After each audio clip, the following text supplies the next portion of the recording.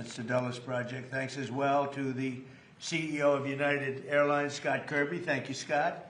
CEO of the Metropolitan Washington Airports Authority, Jack Potter. Thank you, Jack. And we've developed a great relationship with them. We're going to make this something special. As well as a member of the Airports Authority Board of Directors, Trent Morse. Thank you, Trent. Thank you very much. Dulles Airport is the primary international gateway to our nation's capital, which is now one of the safest cities in the country. It's one of the hottest cities in the country. We are the hottest country in the world. But our nation's capital has made tremendous improvements in the last year and a half since we got here.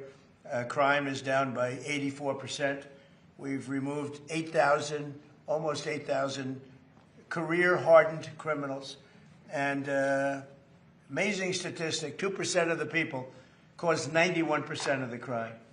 And we can handle that really easily. So they've done, I just want to thank our great National Guard and the Metropolitan Police and others that worked with us. But the job in Washington, everyone's talking about. I can also say, if you look at Memphis, Tennessee, where crime was rampant, and it's down now 71%, and it'll go down still further. And Louisiana, New Orleans, the governor called. He said, we need help. And we gave him help, and the crime is down 72%. And they just finished Mardi Gras, and they said it was the safest Mardi Gras on record. So we have a modernization of Dulles that's sorely needed. Last year's J.D. Power ranked Dulles 23 out of 27. That's a very bad ranking. Large airports nationwide, so it ranks at the bottom of the list, just about the bottom of the list. After an extensive review of more than 30 proposals with the top architects anywhere in the world, and I was involved with Sean and with a lot of other people, actually, but Scott was very much involved, I can tell you. But we are announcing plans to add more than 5 million square feet of new or renovated space. We'll replace the current C and D concourses, which are basic disasters, all the while preserving the iconic original terminal. That is one of the great architects of the world did the original terminal, and it was very, very important that it be left. That's one of the reasons. It was both an asset and a liability. The liability is that nobody wanted to build anything near it, and people had to walk crazy distances, and it's no good, not acceptable. So we've addressed it all, and we have a plan that's going to be phenomenal. But we're going to replace the C&D concourses and preserve the iconic original terminal that first made the airport an architectural landmark. So it's going to be something you can sort of see a little example of it right here. That's your front. On the other side of the street, we're building a massive 9-story, 8-story, 10-story. We're not sure yet, but we're building a parking garage that will be right next to the terminal. You'll walk right across the street, and you'll have a glass bridge, a number of glass bridges that will go right into the terminal. Right now, you have to walk so far. You have to walk blocks and blocks to get to the terminal. And we have an empty site right directly across the street that nobody wanted to tinker with, which was crazy. So we're going to have a magnificent garage. What would you say, Sean? How many cars? 32,000 parking spaces. 32,000. It'll be actually the largest garage in the world. 32,000 is big. Mostly above ground. We don't like down. People don't like going down underneath.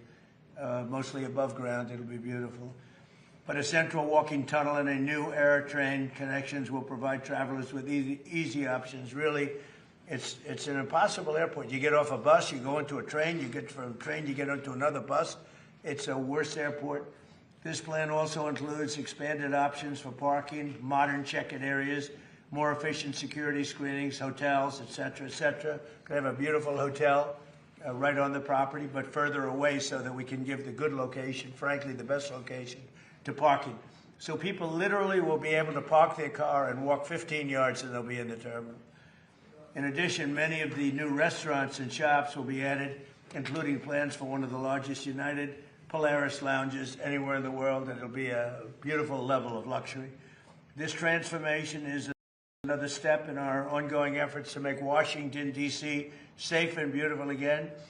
The safety aspects, both in terms of the airlines and in terms of crime, are unparalleled for what we're doing.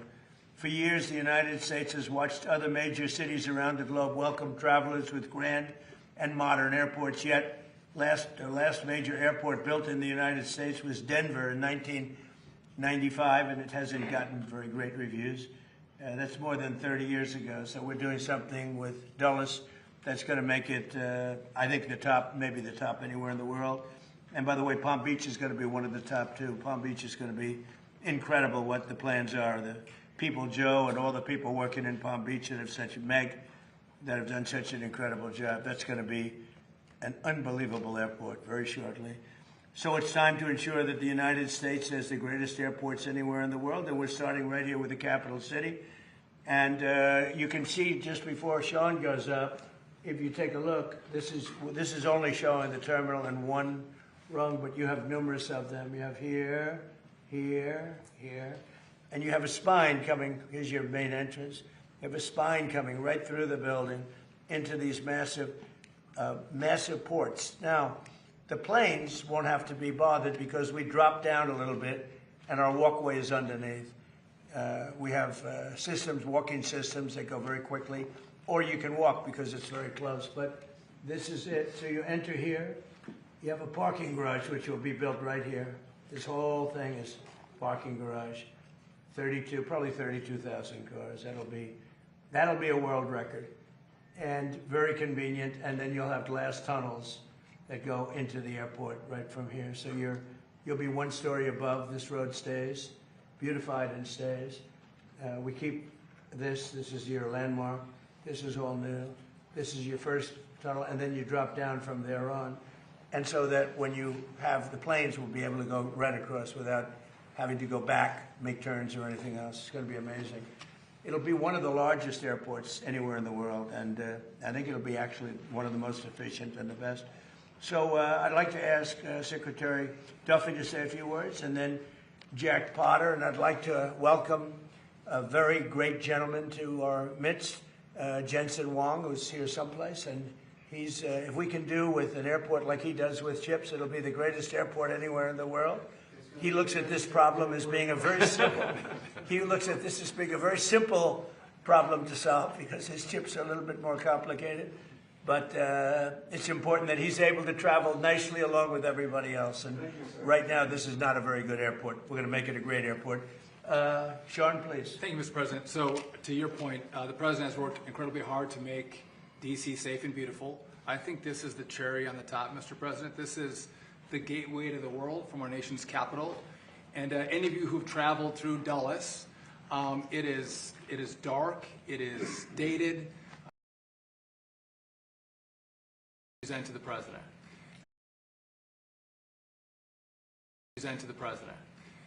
And we are blessed that not only does he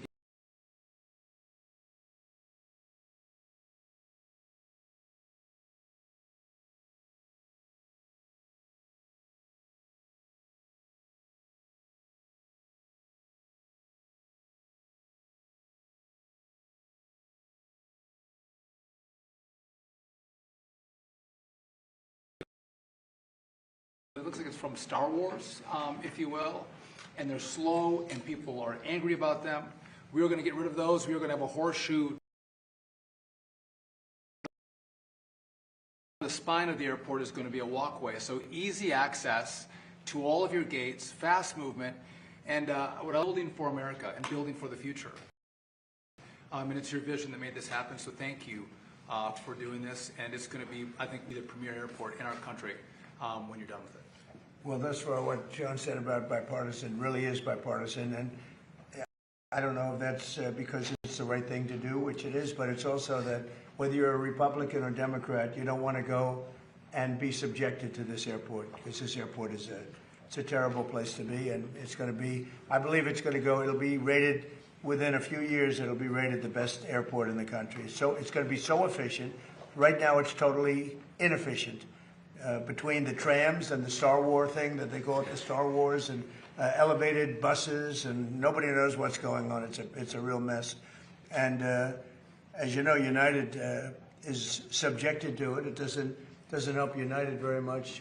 He's been very much involved with what we've done and other airlines too. And I have to say that we've had over 30 architects and 30 different designs.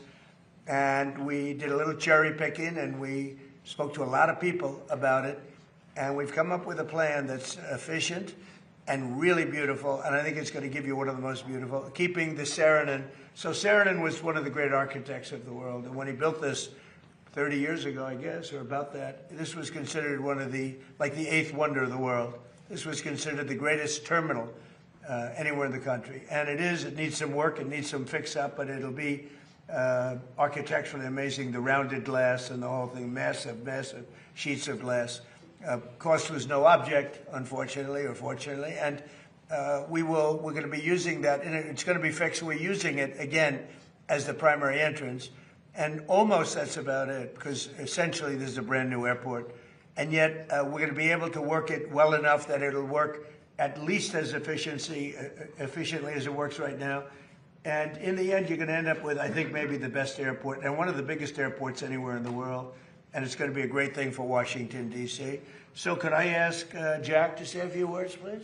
Yes. Jack? Thank you, Mr. President. Thank you for your inspiration here and challenge. You challenged all of us to step into the issues that you just described. We're very proud of the process that we've gone through.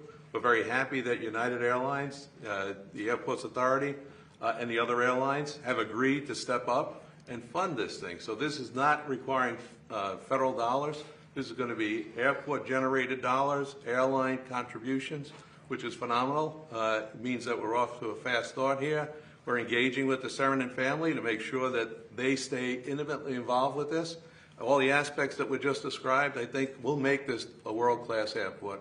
And you challenged us to do this. We're building off of growth, though. I have to tell you, our airport was the fastest growing airport in 24 and 25 of any large airport in the country. So, we're going to continue to build on the momentum that we have, and we're excited about taking on this challenge, and it will be a challenge to construct this. And our goal is to construct it and make sure that the traveling public is, there'll be minimal impact to them as they transit through our airport. So, again, Mr. President, thank you for your inspiration, and we look forward to you to continue to participate in this in the coming years, because we're going to bring designs to you and other things. So we very much look forward to working with you. Thank you very much. Great job, Tim. Scott, would you like to say something? Well, thank you, Mr. President. Thank you, Mr. Secretary and Jack and everyone. We're really, at United, we're really excited to have this project get off the ground. The terminal that's out there today was built 45 years ago. It was meant to be temporary. And so I've spent my whole career at United Airlines waiting for this day. And all the people of United Airlines have spent even longer waiting for the day that we could have really the best airport in the world. And this design is one that works great for the airline. The President talked about how it works great for on the outside for the airline, but it's going to be a beautiful airport inside for customers. It's something that all of us at United, but really all Americans will be able to be proud of, having an airport when people come into the capital that really represents what the United States of America stands for. So I'm proud of it as a CEO of United, but proud of it as an American as well. It's going to be a great one. Thank you. Thank you for your help. And Trent, would you like to say something? Yeah, thank you, Mr. President, for your leadership on this. On behalf of the MWA board, this is something that everyone's tried to do for decades, and no one's been able to get it done. And without the President's leadership on it, we'd be back in square one. So thank you for your leadership on this project. Thank you to United and the Department of Transportation for moving this along as quickly as possible. One of the things that is interesting, they were going to build this over a 60-year period. They were going to start with a little section here, a little section there, and that wouldn't have worked. It wasn't a design like this, but it wouldn't have worked. So we're doing it all at one time. It'll all be completed, and it'll be beautiful, and it'll be something very special. Would you like to say something? Thank you, Mr. President. I really want to thank the Airport Authority and United Airlines for your partnership, the board of the Airport Authority. Your partnership is critical to make this happen. I know you had a plan to improve the airport, but as the President said, it was a long-term plan. We thought it was too modest, too slow, too modest. And 60 years isn't too long. Decades. But with the President's attention and focus on this, it's accelerated, it's expanded, and we're actually going to realize the vision, and a much greater vision now. So it's a very exciting day for Washington, for the whole nation. Well, these people have all been fantastic, and they want to see it get done and get done properly, and it should be done as one airport, not being built in chunks, which would have, frankly, a catastrophe, I think. So, thank you very much. You have any questions? Thank you, Mr. President.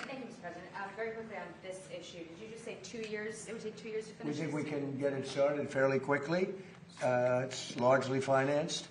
And, we need some approvals from Congress probably, but generally speaking, it's been very And bipartisan. then on the attack, the drone attack on the LNG tanker off of Egypt, Yeah. what can you tell us about that? And is there any indication it's Iran related? Does it represent Well, I'm going widening to of give you a the war? report. I've been briefed. It's a little more of the same, but it's going to be straightening out. It's going to be straightening out. In the meantime, we're going to be hitting them very hard because it's our turn to hit them.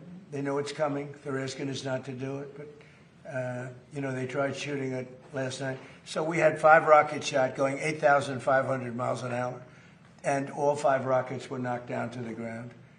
But they nevertheless took a shot, so it's our turn.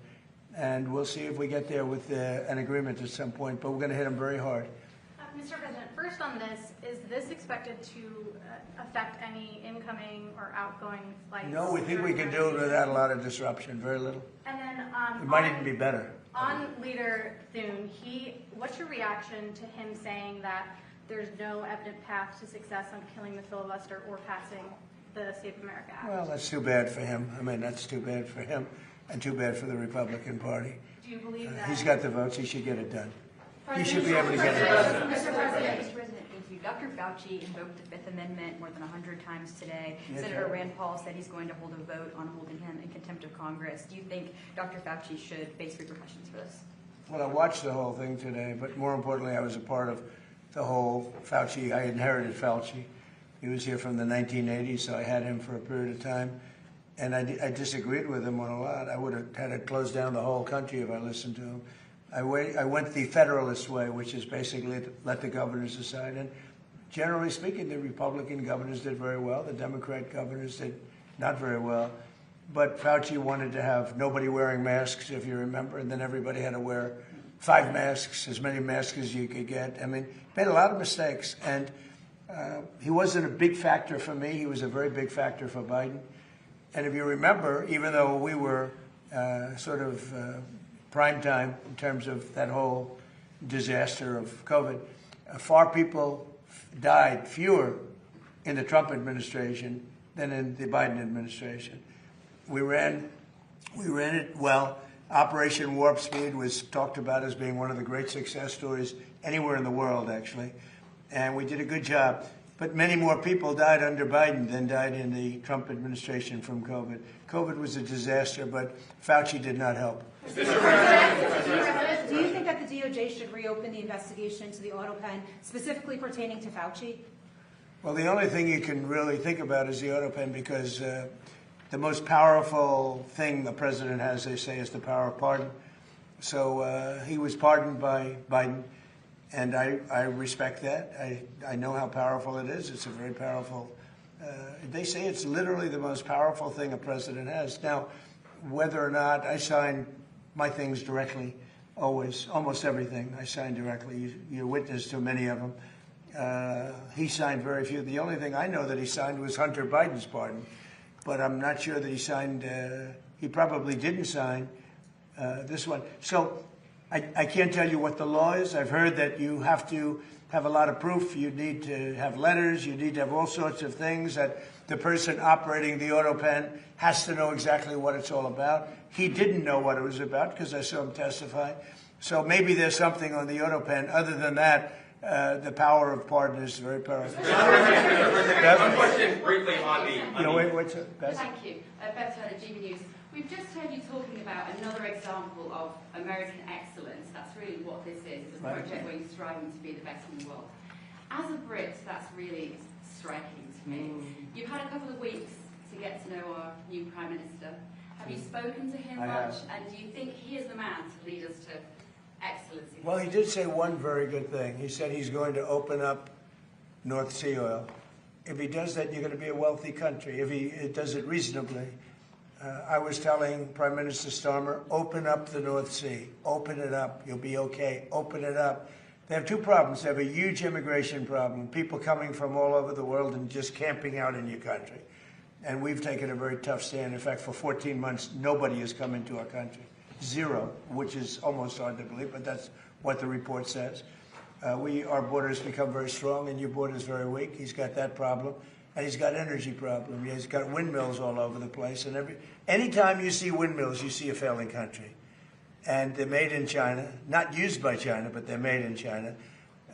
And you have a thing called the North Sea, and you buy a lot of your energy, as you know, from the North Sea. You buy it from Norway, and Norway gets it from the North Sea. They get their oil from the North Sea. And Norway's got trillions of dollars in the bank, trillions. It sells its oil from the North Sea. And Scotland has a better part of the North Sea. And you have 500, 600, 700 years. You have areas of the North Sea that haven't even been explored yet. You have one of the most valuable oil finds anywhere in the world. And if the United Kingdom would use it, they'd be a wealthy country again. And I tell you what, I could not get Starmer to use it. It was incredible. Every oil company that I meet, and these are all big giants, every person that I know in the oil business said, please, could you open up the North Sea? Could you get them to open it? They're dying to do it.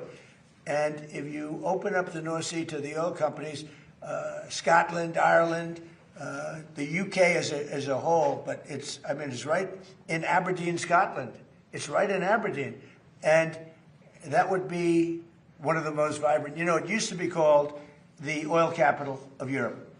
Aberdeen was the capital of Europe. And now it's, they don't drill oil.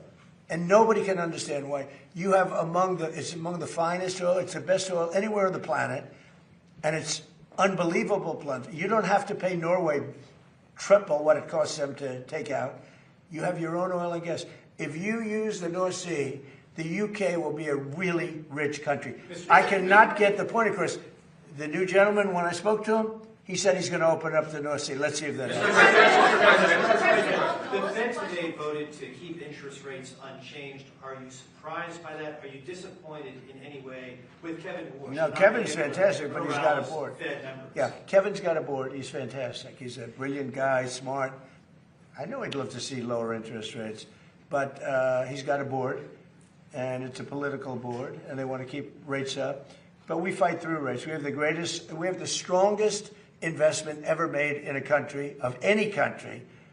It was China about 13, 14 years ago.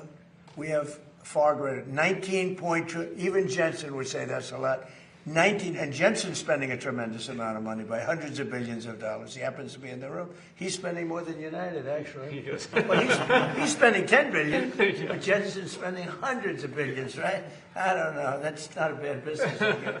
But no, we have 19.2 trillion. It's the biggest number ever spent in any country by far, and that's over a period of 1 year. As an example, as you know, the Biden administration, for 4 years, did much less than 1 trillion. We're doing 19.2 trillion in 1 year. So we have things that are happening in our country, the likes of which nobody's ever seen. Plants and factories are moving in. Toyota just announced they're building one of the largest car plants anywhere in the world, and truck plants anywhere in the world. We are building more automobile plants now than at any time in the history of our country. Mr. President, in particular, this is just one of several projects that you have underway in the DMV. Why would you say that you're so focused on transforming the Washington region right now? Well, this is an important one. You know, this is travel. So in terms of the importance, I think the Arc is going to be incredible. I think the protected ballroom and military center that we're building at the White House is going to be unbelievable. It's very important. But, you know, this is the airport. This is sort of the lifeblood of a city or a capital, certainly a capital. And this will go from one of the worst, just like Washington. Washington was one of the worst places in this country, and now it's one of the best. You couldn't get into a restaurant because all the restaurants were closing or closed. They were afraid to have it open. Now you can't, if you're a restaurateur, you can't even find space to have a restaurant. The restaurants are booming. So, you know, it's a great thrill. And by the way, if you look, Washington is clean, it's safe. People walk to work. Every day a young man or a young woman comes up and says, "Thank you, sir." I know exactly what he's talking about. They couldn't wait. They were afraid to walk to work. Now they literally walk to the White House. Washington is now a beautiful and clean. We got rid of the graffiti. 78 monuments and different things have been cleaned. They were strewn with graffiti. We had 28 fountains that not one of them worked. For years, for decades, they haven't worked. They're all up in service, and nobody's seen anything like it. We have it clean. We're changing all the grass in all the parks. That's going to be changed very shortly. The parks are, because the grass is very, grass is like human beings. Grass is a life also. And we're changing, we're raking, cleaning, and changing all of the parks. We don't have people, we don't have the tents anymore. We don't have all the barbed wire up. We don't have the wire up. Washington's become a beautiful city. It's become a hot city. But, even more importantly, the United States right now is the hottest country anywhere in the world. Mr. President, just a point of clarity on the airport. No federal funding will be required. What did you mean when you said Congress may need to Sean, support? you want to talk about So it's going to be bonded for $22.5 billion. United is going to partake in part of the payment, but the airlines who participate in the project are going to pay for it. If I can just make one point of clarification. Yeah, please. We have some permitting we have to do, but we think in the spring, this is both Concourse A. We think we can start construction in the spring of next year. So we're trying to move at the speed of President Trump. It's never fast enough, but we're going as quickly as possible so we can give a deliverable to the American people. And the other thing Sean's doing, which I think is so important, maybe more important, I don't know if it can be more important than this, but he's working on air traffic control. We have an obsolete system. It's 50 years old. You saw the helicopter crash a year ago into a plane. That was a disaster. And things like that would never happen. Bells would have gone off in 4 or 5 minutes before it happened. You would have heard the bells and whistles would have gone off. And a thing like that couldn't have happened if you had proper air control. So what's happened is we're working very hard on getting the finest in the country now, in the world. We've examined the systems of almost every good country in terms of air traffic control all over the world. And we have the best people working on it in the world. And it'll make, so often you'll see somebody even bunking into each other at an airport. But where planes come too close, where planes, in the case of the helicopter the helicopter hits the plane, we are working on air traffic control to redo the entire system, including the new towers, because the towers are obsolete.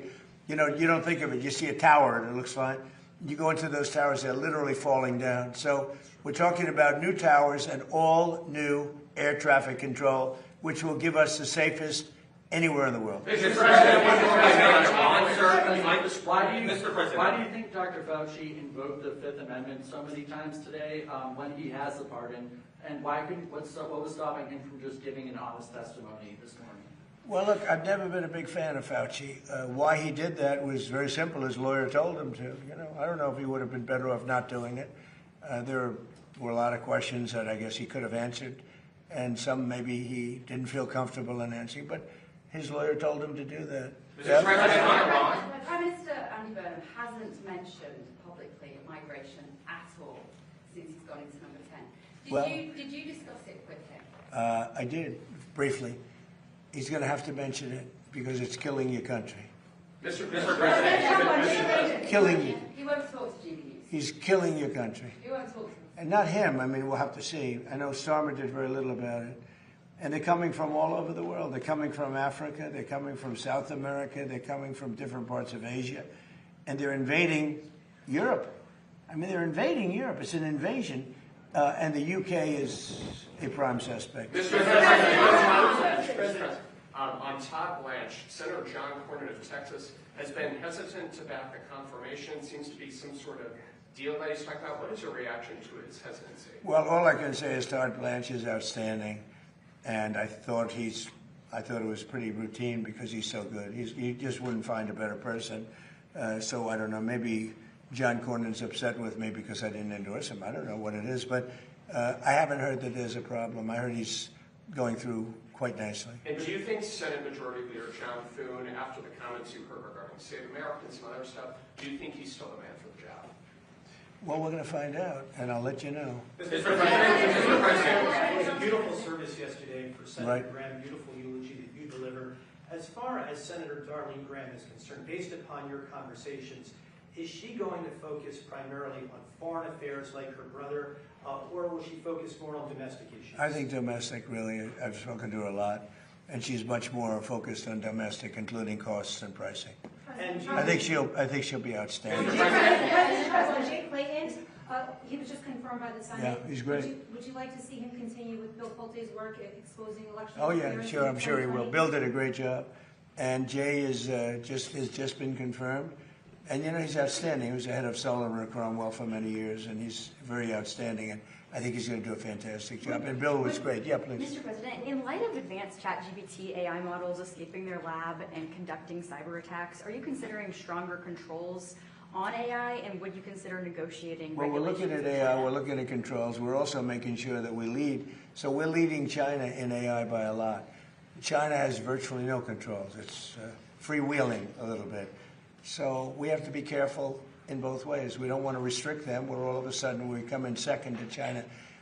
Whoever wins with AI is going to win. That's how big it is. So it's bigger than the internet ever was. It's bigger than anything ever was. So I don't want to restrict. I know many of these people. I don't want to restrict them from doing great work. Yeah, please. Under what scenario do you see Iran attacking U.S. installations and personnel overseas and you withdrawing? Or Oh, I don't see that. No, we're not. No, we're gonna hit them very hard. I mean, I can actually say that because in that there's very little they can do about it.